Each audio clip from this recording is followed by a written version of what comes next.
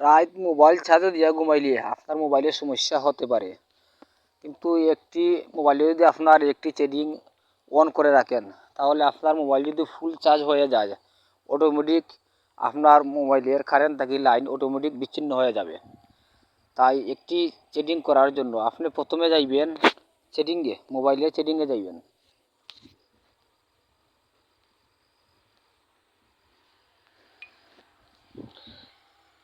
সেটিংয়ে যাওয়ার পরে এখানে আছে ব্যাটারিতে যাবেন। এখানে নিচের দিকে আছে ব্যাটারি সেটিংয়ে ক্লিক করবেন।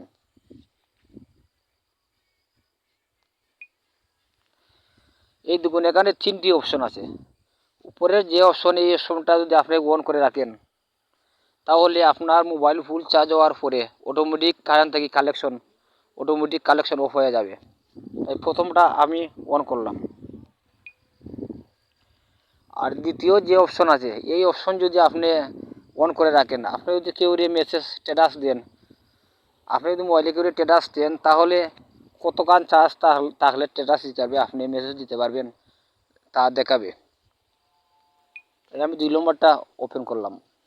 3 নম্বর যে সেটিং আছে, এই 3 নম্বরটা যদি আপনি ওপেন করেন, আপনার মোবাইলে যে সময় 15% চার্জ থাকবে তখন আপনার মোবাইলে সিগন্যাল দিবে যে আপনার ব্যাটারির চার্জ শেষ হয়ে যাচ্ছে।